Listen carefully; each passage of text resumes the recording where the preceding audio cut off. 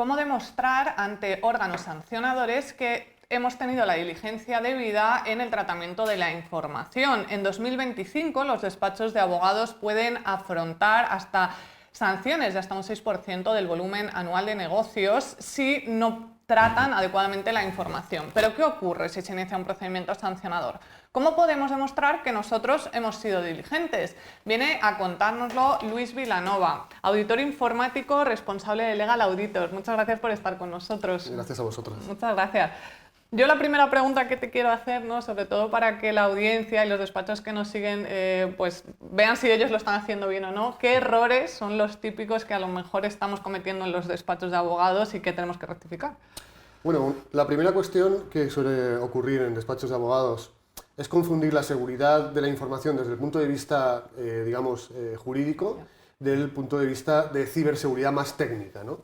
En muchos despachos de abogados, desgraciadamente, aún estamos en niveles de protección de la información que se maneja en niveles aún muy primitivos. Estoy hablando pues, de dimensiones como la confidencialidad, disponibilidad o integridad de la información que se gestiona, los accesos a la información, etcétera, etcétera. Muchas veces, cuando llegamos a un despacho nos cuentan, no, yo tengo antivirus, no, yo tengo un firewall. Ya, pero esto cuando nosotros somos peritos judiciales también, vamos a muchos juicios, sabemos todos los abogados y los peritos que si tenemos un problema, tenemos un conflicto con la información que estamos manejando, en sala judicial o tenemos una buena evidencia electrónica que demuestra que nosotros hemos sido proactivos, hemos tenido una diligencia debida adecuada, o no podremos demostrar ciertos conflictos que les suceden, ¿no?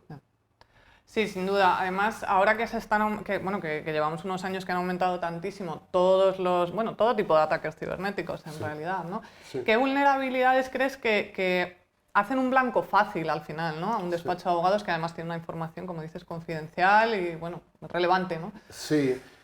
Claro que es relevante porque al final el abogado maneja expedientes que manejan información confidencial, ya sea de conflictos entre clientes-proveedores, todo tipo de conflictos, ¿no? Entonces, es muy importante que hay leyes, como por ejemplo el reglamento EIDAS europeo, que nos indica cómo se debería hacer, por ejemplo, la identificación de los usuarios del despacho cuando acceden a la información. Nos encontramos cuentas genéricas, pues administración, @ del despacho. ¿Quién ha accedido a esa información con ese nombre? No lo podemos saber.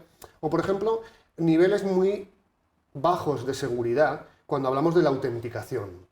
Cuando tenemos portales web donde almacenamos la información, porque claro, muchas veces el abogado tiene que estar itinerante, va a sala judicial, se desplaza en AVE o como sea, y tiene que acceder a la información remotamente. Muchas veces se habilitan portales que con un usuario y una contraseña simplemente acceden a la información. Eso es un nivel, ya sabéis que la autenticación, un nivel sustancial sería manejar al menos un nivel de 2FA, ¿no? Tener un one-time password, algo que no por tener un usuario y password a cualquiera puede acceder a la información del despacho remotamente, ¿no? Sí, no, sin duda. Además, claro, el no atender todo esto que nos estás contando, como además eres perito judicial, imagino que habrás visto consecuencias muy severas. Que así lo que puedas contarnos, ¿qué consecuencias más graves has visto que se hayan tenido que afrontar por no poder acreditar esa diligencia debida en un juicio? Pues, por ejemplo, temas de protección de datos, ¿no? Al final, haber salido información confidencial del despacho de abogados, esto no se ha podido demostrar realmente quién ha sido, y esto al final recae sobre el propio despacho, ¿no? Puede haber sido una mala praxis del despacho en su globalidad o simplemente una fuga por una acción indebida, un ataque de ciberseguridad, ya sea por ejemplo una suplantación de identidad, alguien accede diciendo que eres el abogado del despacho, o simplemente cómo gestiono la relación con mis proveedores. Un proveedor informático tiene acceso a toda la información de mi despacho. Quizá ha salido por ahí, ¿no? Entonces ahí hablamos de sanciones RGPD bastante elevadas en el caso de que estemos en el nivel alto de protección de la información, ¿no? Y luego también situaciones ya no tanto de información confidencial, sino también de no poder acceder a ciertos clientes, no poder acceder incluso a pólizas de seguro de ciberseguridad, que cuando tú accedes a un cliente muy grande te solicita. Necesito que tú tengas como despacho de abogados un seguro de ciberseguridad, o al menos un informe que garantice que tú gestionas la confidencialidad, disponibilidad, integridad, trazabilidad, identidad de la información y de los accesos a la información, ¿no? Sí, sin duda. Y además voy a aprovechar para recordarle a la audiencia que nos puede seguir en LinkedIn, que si nos está viendo, pues ahí tenéis aquí abajo donde nos podéis conectar, para tener más información y desde luego para saber si estáis haciendo esto bien y si no, para quedaros y seguirnos. Bueno, mucho se habla, ¿no?, a veces de que yo creo que es como la norma conocida. Exacto. De la 27001, pero hay más, ¿no? Hay más. Y entonces, ¿qué diferencias hay? Bueno, pues un poco entre esta norma, aplicar un AS 360 en un despacho. Cuéntanos un poco más. Claro, nosotros estamos formados como auditores 27001, 27701, 27017, Esquema Nacional de Seguridad. Somos de los primeros auditores ISO 42001 de inteligencia artificial en España. PCI DSS, pasarelas de pago, EIDAS, ya sabéis, Reglamento Europeo de Identidad Electrónica, firma electrónica de documentos. Al final estamos ante un paradigma de tantas leyes, ¿no? Y por supuesto el RGPD, el Esquema Nacional de Seguridad, 27001, y lo que nos damos cuenta es que nos ha ocurrido que muchos despachos de abogados que inician la andadura de una 27001, la 27001 es un estándar de facto europeo, sobre todo europeo, bueno, válido en todo el mundo, pero muy utilizado en Europa. En Estados Unidos se utiliza más el SOC 1, SOC 2, que es otro muy parecido, pero ahora también tenemos el NIS 2, tenemos DORA, bueno, tenemos muchos esquemas. Y lo que nosotros hemos hecho es, en base a nuestra experiencia, muchas veces un despacho de abogados inicia su andadura con la 27001 y al ser un enfoque que no es demasiado práctico, cuesta bastantes meses en adoptar una serie de medidas que digamos que aumenten el cumplimiento normativo del propio despacho en materia de ciberseguridad. Pero claro, con la 27001 a lo mejor no cumplo claramente lo que yo quisiera de la identidad de los usuarios que acceden a mi información. O a lo mejor tengo una pasarela de pago que tampoco voy a cumplir el PCI DSS porque solamente guardo tarjetas. O sea, entonces, ¿qué hemos hecho nosotros? Hemos sacado una norma, la AS 360, que hemos cogido lo común de todas estas normativas. Al final, todas estas normativas, como decía, giran en torno a proteger la disponibilidad de los sistemas, es decir, que el despacho de abogados tenga los sistemas en funcionamiento.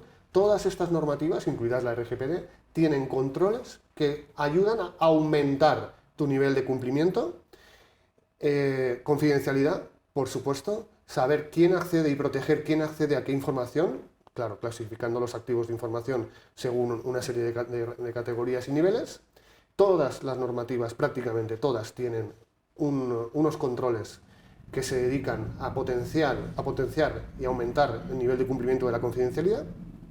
Y muy importante, la integridad. Es decir, que la información que yo tengo almacenada de mis expedientes no se manipule o se altere por terceros. Esto es sumamente importante. O saber qué personas de mi despacho están modificando qué documentos constantemente, ¿no? Hemos cogido una base común de todas estas normativas y hemos cogido 92 controles que revisamos en los despachos de abogados. ¿Esto qué hace? Que si un despacho de abogados está en un 4/10 de materia de ciberseguridad, rápidamente pueda pasar a un 8/10. No es un 10, como podría ser la 27001, pero rápidamente puede aumentar. No tiene que estar esperando a resultados dentro de 7-8 meses, ¿no? Porque siempre decimos que nuestra metodología es ágil porque tú puedes seleccionar de estos 92 por cuáles comienzo. Es decir, a mí me preocupa los accesos remotos, me preocupa cómo estoy dando las claves a los usuarios y me preocupa que no se pueda acceder con usuario y contraseña únicamente, que haga falta algo más. Pues empezamos por aquí. Cuando esto lo tengamos hecho, seguimos con el resto. El cliente decide. Y la segunda cuestión muy importante. Al final del proceso, la empresa tiene un nivel de cumplimiento de ciberseguridad muy elevado y ahora, si desea pasar y decir, ahora me voy a certificar en la 27001, tiene entre un 70% y un 80% ya recorrido. Con lo cual, a su ritmo se adapta, pero va aumentando el nivel de protección del acceso a su información, pues progresivamente a su ritmo, a su nivel, a lo que pueda trabajar él. También hay una reducción de costes, porque en la 27001 sabéis que existe la certificación, tiene que venir una empresa certificadora. Si tú no necesitas ese nivel, por ejemplo, hay despachos de abogados que no les están exigiendo aún la certificación 27000. Sin embargo, cuando van a optar a una cuenta de cliente, sí que les dicen, oye, dame un informe de los controles de materia de políticas de copia de seguridad, políticas de control de acceso, políticas de contraseñas. Con esto lo tienen sin tener que incurrir en otros costes, ¿no? Sí, justo, además esa era un poco mi pregunta, aparte de los costes, ¿qué ventajas obtiene después de que vosotros les auditáis, revisáis toda esta parte? Porque, bueno, el coste yo creo que es el primero que vamos a buscar todos como empresas, ¿no? Como autónomos, pero ¿qué más ventajas hay? Para mí la ventaja más importante es la que un poco hemos comentado, es que el cliente, hay un despacho de abogados, me viene a la mente uno, que estamos trabajando con él, que le preocupaba mucho la integridad de la información, porque tiene contratos, tiene balances de empresas, bueno, trabaja en temas de fusiones y adquisiciones. Entonces, le preocupa mucho que esa información no sea alterada por ninguna persona del despacho, proveedores que acceden a la información, por ejemplo, proveedores informáticos, proveedores de auditoría y protección de datos, que esa información, la integridad, ellos querían comenzar con las medidas de integridad de la información. Es un claro ejemplo de que el despacho de abogados con nuestra metodología nos va a decir por dónde quiere empezar, qué es lo que más le aprieta. Luego, cuando terminemos esta fase, que estamos trabajando sobre todo los controles de integridad de información, vamos a trabajar sobre todo los controles de confidencialidad.